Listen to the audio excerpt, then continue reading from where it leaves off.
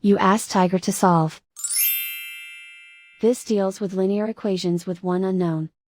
The final result is x equals 4. Let's solve it step by step. Group all x terms on the left side of the equation. Subtract x from both sides.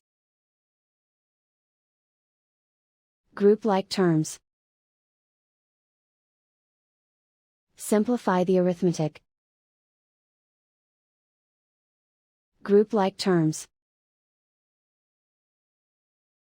Simplify the arithmetic.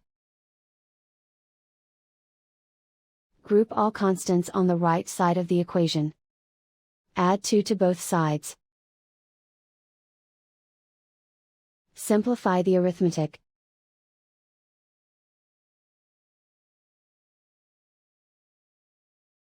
Isolate the x. Divide both sides by 2. Simplify the fraction. Find the greatest common factor of the numerator and denominator. Factor out and cancel the greatest common factor. And so the final result is x equals 4.